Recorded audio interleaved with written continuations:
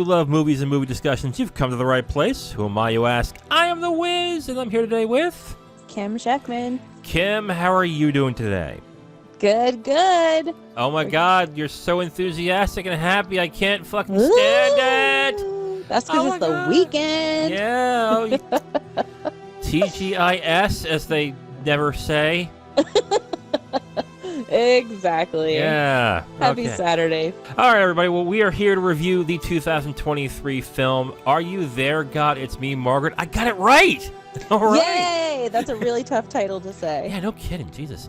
This is a film starring Ryder Forston, Rachel McAdams, Ben Safdie, and Kathy Bates, directed by Kelly Fremon Craig.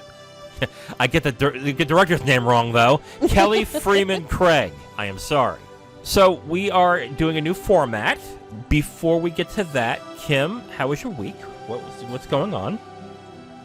It wasn't bad. It's getting pretty cold up here. Yeah, definitely. In the Northeast. We're heading into Thanksgiving territory, so we've been hunkering down in the house, and we already turned on our source of heat, which is a pellet stove. I don't know if you have your heat on yet, Wiz. Oh, yeah, we do. Yeah. Oh, yeah. Definitely. So it's always the game of, how long before we have to turn on the heat? When it's cold is usually the time. Well, no shit, but I get what you're saying. we play the game because it's expensive. Right. So yeah, we caved. We caved like, I don't even know, like probably the end of October. Yeah. Which is very early. Okay, so why don't we start with the plot of the movie? Are You There, God? It's Me, Margaret is about a young 11-year-old named Margaret. Hey, how about that? And the film is basically about her moving from the place that she knew, which was New York, to disgusting, depraved New Jersey. And let me tell you suburbs. The suburbs, yes. And this is around the time of 1970, I think it looks like. Correct? Yes. This is a coming-of-age film about a young girl who is growing into being a teenager. I also just want to point out that there is kind of like almost like some subplots in there too, right? With the mother and her changing up her career and her style, as well as the grandmother. So just something to note there where, it's change for everybody, not just the young girl. It's not solely about the young girl, but it's really that the film mostly is about her. But there are that's the main subplots. plot, but there's some like little subplots in there too. Sure, absolutely. All right, so let's get into our points of the film. We have 3 points that we want to convey when we're talking about the film. So I'm going to start with the first point that I think we both agree on here. Yes. And the first point is that this is a great cast. The people who decide on who was cast in this did an amazing job. And I'm going to stick to the supporting cast. Kathy Bates and Rachel McAdams, I think, when it comes to the film, the parts of the film that are not about the young girl, really carries the film. And they're both entirely likable in very different reasons. Kathy Bates, of course, a fantastic actress, plays this very charming but kind of abrasive grandmother. Which, but exactly. She does it perfectly because, yes, she's pushy, but she's incredibly lovable for it. She's pushy for, like, all the right reasons. Yes, absolutely. The other one is Rachel McAdams, who is just utterly charming and just very lovable, but not in like a perfect kind of Leave It to Beaver sort of way that would be just incredibly annoying for an hour and a half. Yeah. But how do I put this? She's just trying to find herself. Yes. Yeah. But she does it in a way that keeps the person likable and relatable. Yes. Without it being like, oh, you're just you're just acting fake. You're just so perfect, aren't you? Yeah, no. That character that she plays, she does a really good job with that character. And I think of the actors that are adults, I think she is the best. She's one of my favorites. Yeah, for sure. But to say that with Kathy Bates in the movie as well is something as well, because she does a really good job. I like Rachel McAdams as an actress, but the performances that she does well are usually understated performances, like she did in Spotlight. She was fine in The Notebook, although I'm not a fan of The Notebook. I'll go into that another time. But she's actually... The Notebook is whatever. Yeah. Oh, really? I loved Spotlight. Yeah, Spotlight was a good movie. Yeah, Spotlight is really good. But she charming, lovable, and likable in this movie as well. And I think she just does a really good job with that character. For sure. And I think some of the, supporting cast members, like the other children in this, were pretty good too. Yes. Like overall, like they just really did good at I don't know if it's helping the main character stand out, but kind of show, who she is as a girl growing and like where she kind of fits in that friend group. Mm-hmm. I think they did a really good job with those characters as well. I think Elle Graham as Nancy did a pretty good job because she is a character that you don't know, like you have an idea of what she is throughout the film, and then as the film goes on, you start peeling back layers and start seeing the person that she really is. Right. And she just portrays that character really well, because a lot of child actors, it's hard to get that kind of depth in there because I was gonna say, like, it must be like for the most part for young actors and actresses like that little, like how do you like I feel like she did a really good job with that overall, and right. Is that not common for young? Well, the problem is finding that kind of talent in an actor. In any type of actor. There are some actors that, because they know what the character is going to be at the end, they inherently just portray that, and it kind of gives away what that character will be. And that's any actor, really. The fact that they got this in this girl that was able to play Nancy so well as the film goes on, because she goes from being quirky, likable, kind of annoying, but being like, she's a really good friend, and she's to like, oh no. Yeah. So need to keep my distance from that one. Yeah, and then and she did that character really well, I think. And I think it's rare for any actor, but especially rare for a child actor. For sure. Okay. Kim, why don't you give your second point? Sure. So I feel that they casted the main character, who is Abby, Ryder Forston, perfectly, like dead on, spot on, like perfect little girl coming of age type character. Like I was just like, wow, this girl is just the typical 11-year-old girl. And I mean, I'm female, right? So I've lived that age, bracket, and I know kind of how girls are at that age. And for the most part, she nailed it. It was just pretty straightforward, and I just think she did a really good job. She has, I think she was really well cast as well.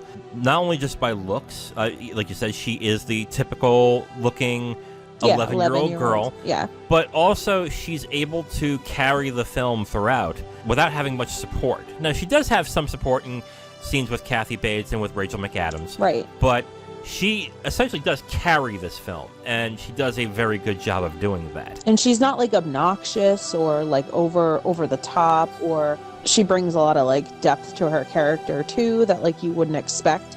Like, I don't know, I just thought overall she did a really great job with it. She maintains the right tone, is how I would. She maintains the perfect tone of which to do every scene. Again, with most actors, it's very hard, but with a child actor, that's incredibly hard. Yeah. And she really pulls that off very well. And she's so lovable. She is. Like, she's very likable. Like, you can't not like her. Like, she's just so sweet and lovable. Yes. Like, she is very kind, very sweet, kind of endearing character that is still likable.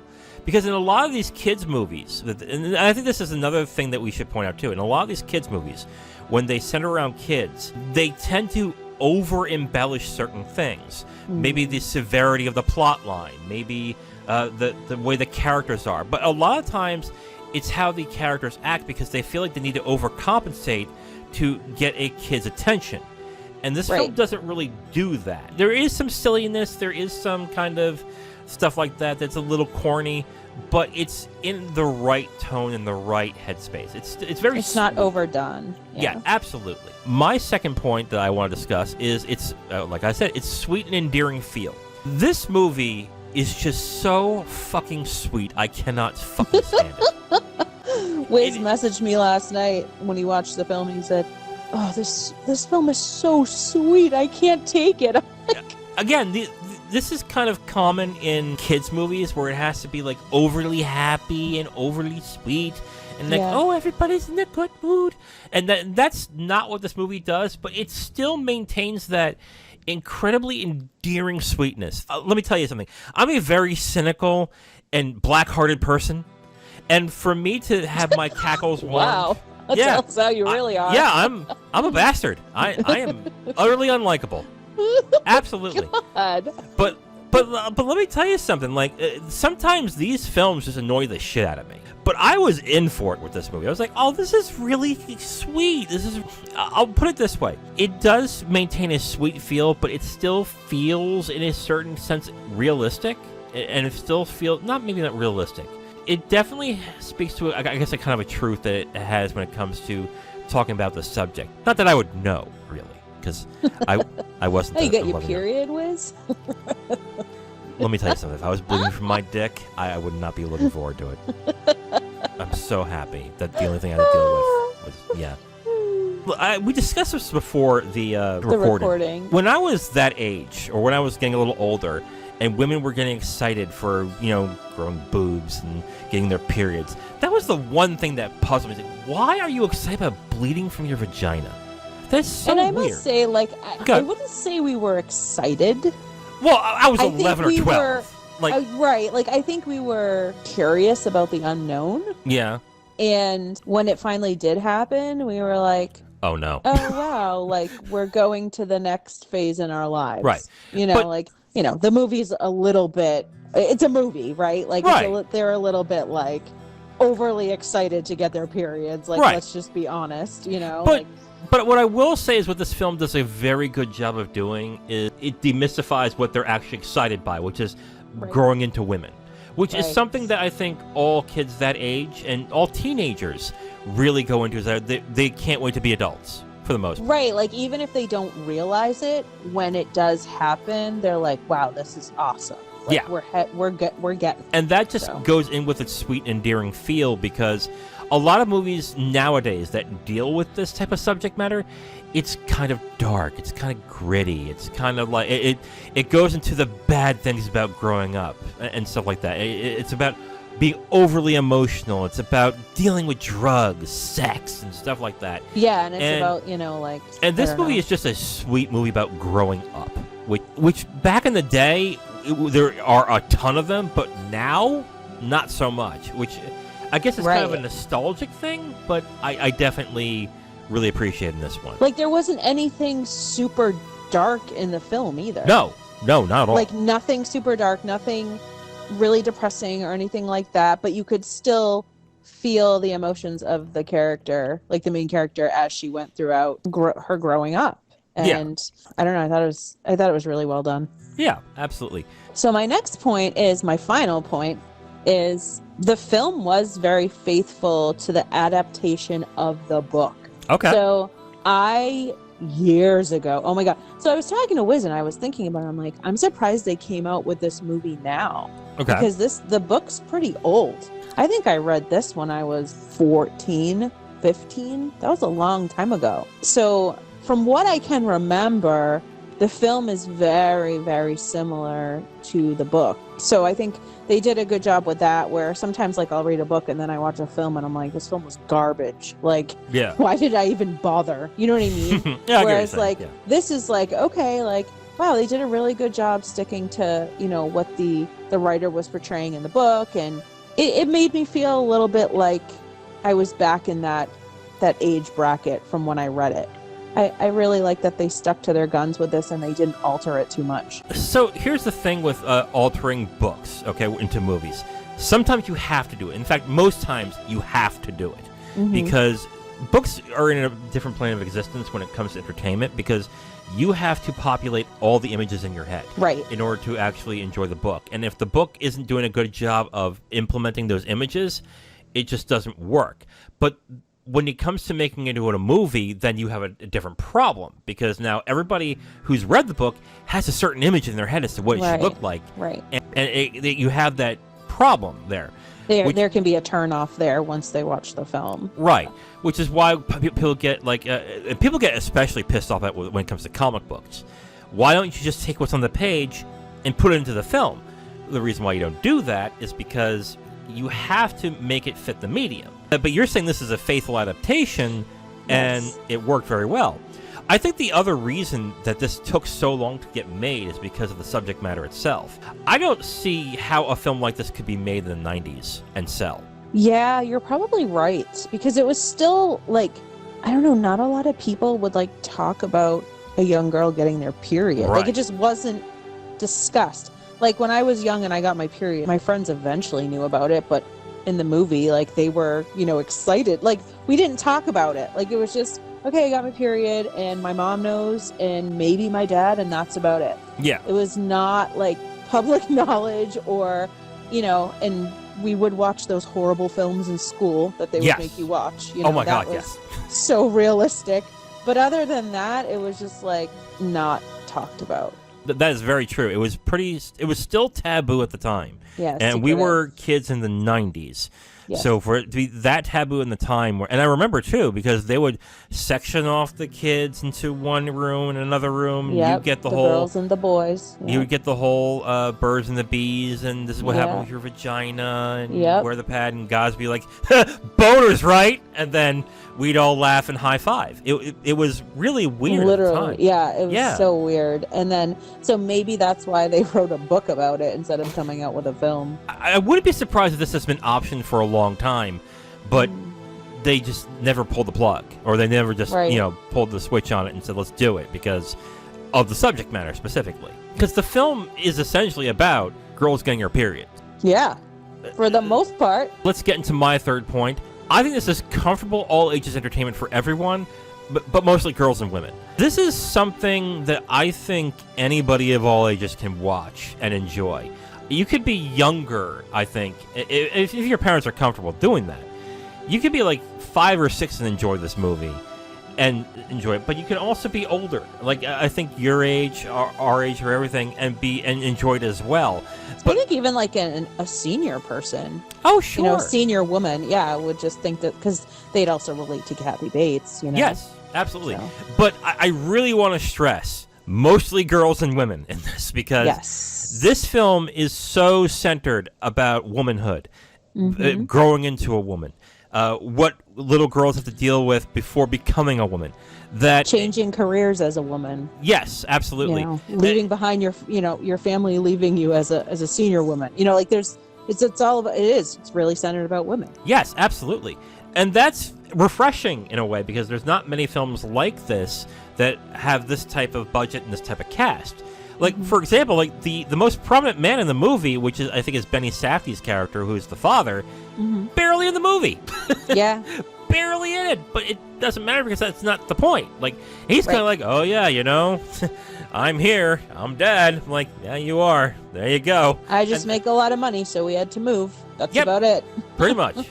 He was the catalyst of the plot moving forward.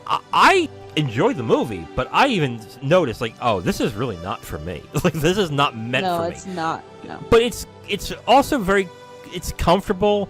I would call it cozy. It's just a movie that I can see little girls, or even when they're adults, like young women, when they're like in their 20s, when they have a bad day and there's like, oh God, fucking day sucks. I just want something light and cheery and comfortable. Yeah, like home. Feels like home. Yeah, and they would pop this in. I think this is the type of film that will be that as the future goes on. Oh yes, for sure. I had seen the film previously. Oh yeah. Before watching this, and I'm thinking back to it, and I watched it this year, but I was thinking back to it, and that's exactly what I did. I was kind of having like a meh day, and I popped it in, and I had a big bowl of popcorn and cried at the end. And that's that. Oh my gosh, she's bleeding! Ah! She got her period. I remember when I got mine. Yeah. Yeah, and that's really about it. And then I went on with my day. Oh, and that scene was so cute too, because the mother was crying too, and she was like, "Oh my God, I don't know why I'm crying." Well, it has a deeper meaning for me too. So. Oh, yeah, absolutely. Okay, so we got to our 3 points. Kim, who do you recommend this for?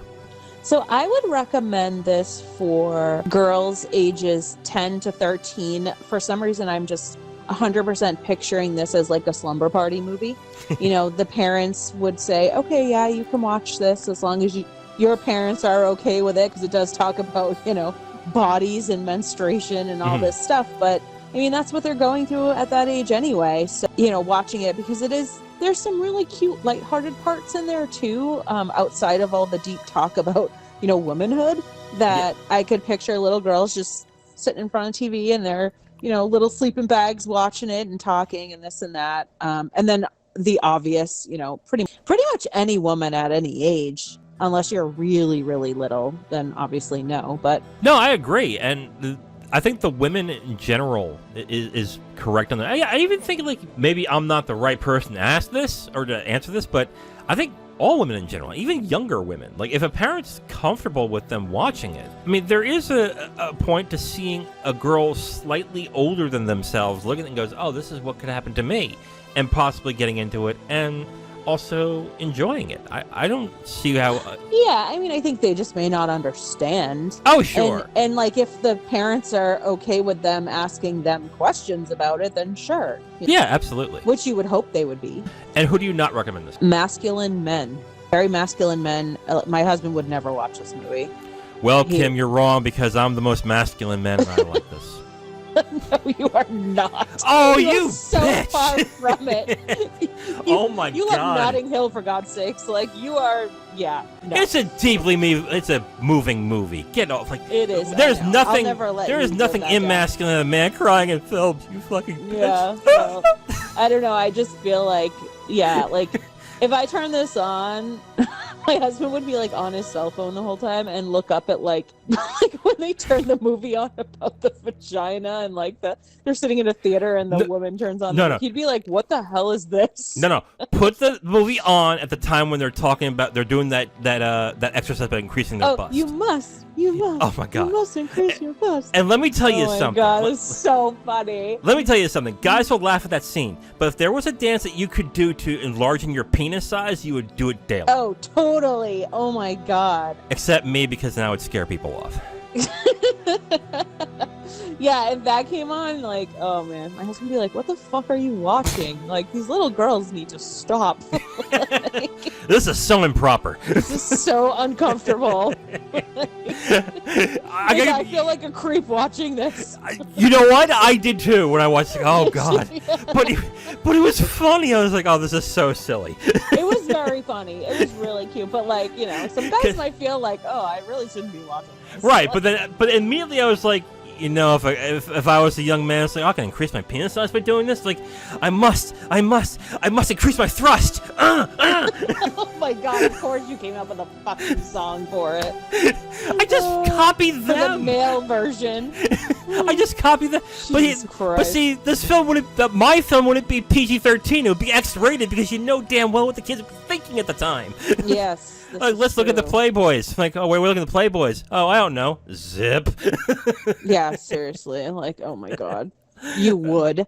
So who would you recommend the film for? Okay, so I would recommend this for movie daughter date night or movie daughter movie night. I love that. When you said that, I was like, yes. Absolutely. 110%. Like, this is something I feel like if you are a parent who's having a growing child, and you know they're at that time where they're trying to be a little more independent, a little more free, but you want to coax them into like watching a movie, this would be perfect, I think. But even like you said, like if you have a father that has a daughter and maybe you're a single dad, right? And this would be the perfect movie to watch with your daughter, because yeah, it's a little bit meh for guys, but if you know like your daughter's going to get something out of it, and instead of you having to like fully sit them down and explain the birds and the bees without a film, this would be a really great segue into that conversation. Yes, that's a very good point. Absolutely. Next, I would recommend it for tweens that don't want to be talked down to. As sweet and saccharine as this film is, it treats these kids with the right amount of respect, I think. I don't think it talks down. I don't think it kind of belittles them. And it also doesn't treat them like little adults. It treats them as they are, which I think is something that a lot of movies have a very hard time doing. It makes it easy to identify with these characters, I think. And And then fans of cozy, heartwarming films. This is a heartwarming film. This is a film that Like you said, there's nothing dark. There's no depression. Yeah. And there's not even like edgy dialogue. There's not like Right. there's no snarkiness to the movie really. It's just a very comfortable, very cozy, sweet film. Yeah, absolutely. Like I said, it was so fucking sweet. I was like, oh my god. Like there isn't even any swearing in it. Like No. it's just like so kind. It's such a kind movie. I know, right? Like it's very sweet.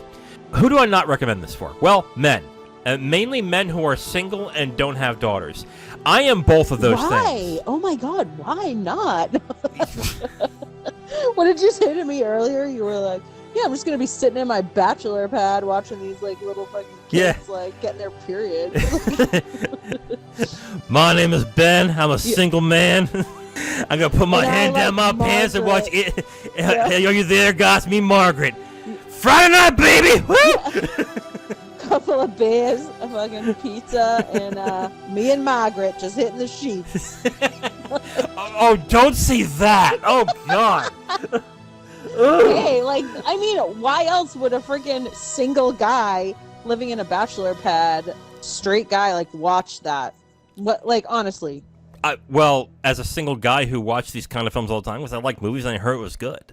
But yeah, I get your point. I get your point. Not a film buff. Definitely get your point. That's just called a pedophile at that point. Yes, absolutely. Right? Like, not recommended for men, and and if you're of that perspective, ew, no, like, ew. But if they have a daughter, I get it. Yeah, but that's why I said who are single or don't have daughters. Yes, like, correct. Like if you are a guy and you have kids and they're all boys, like I don't know how this will work. Yeah, but, like, I don't know about that. Maybe with the wife, go, hey, was it like this when you were a kid? Yep. Okay. Was it like this? Yeah, honey. Yeah, was it like that too? Yeah. Wow, interesting. Okay, can we watch Die Hard? Yeah, like, that's weird. Okay, and not recommended for if you prefer the more edgy coming-of-age films. I'm talking films like 13, or more dialogue edgy, like Juno, stuff like that. Yeah. Like my husband enjoyed Juno. He loves that film. Right, but he would never watch this. He would. But never Juno watch Juno is also incredibly sarcastic, which this movie is not. Correct. Like this film is incredibly endearing. Like it, like really endearing. So if you're not into that and you think that's kind of lame, then no, don't watch this. This is not for you. Agreed. Okay, so Kim, do you recommend the movie? I do recommend the film. You know, I would recommend it to anyone that really would enjoy a sweet, kind, coming-of-age film that has a lot to talk about women getting their periods. Right. And that's that. That's all there is to it. Yeah. And as a guy who doesn't have a daughter and is single, I actually do recommend this. Maybe not to those type of people, but this is a very sweet film. It's something that I really did enjoy. It definitely gets awkward at times for, me being me. Men. But I definitely appreciate this film being made. Here's my thing that I think surprised me. Most films that are centered around females and women, and unless they are dark and edgy, they just don't vibe with me very well. It's just like, this is really not for me. Yeah, like they're not really done well. Right. I wouldn't say that. It's just that the things that I respond to, I don't respond to very well when it's just so focused on female. There's just some movies like Fried Green Tomatoes. Like something like... Oh, God, don't tell me. What, tell you what? I love that movie. Right, but what I'm trying to say, I think that I'm having a hard time describing this, is these movies are so catered to women and what women like and what women want in a movie that it almost says, like, if you're a guy, don't bother. And I don't think this movie does that necessarily, because there are things about this movie that I think guys will enjoy and find funny, but it really is meant to be for women. And I think that's a very hard line to thread. I guess what I'm saying, I definitely enjoyed it, even though I know it's not for me. If I came up not recommending it, I would still say to women, no, see it. You should see it. I think it's good. Right. But I actually did enjoy this. I think there were a lot of things in this movie that were funny and touching and sweet and cozy that I would definitely understand a woman wanting to watch this. And in the end, I did enjoy this. I would recommend it. But, you know, if you are interested in it, you'll know why. And I definitely recommend Are You There, God? It's Me, Margaret. So we both recommend this. Lovely. Nice. Now, if you want my full review on this movie, you can go to my website at IamTheWiz.com. You'll have my full written review right on the site, along with a link to the video that has this review that you've just listened to.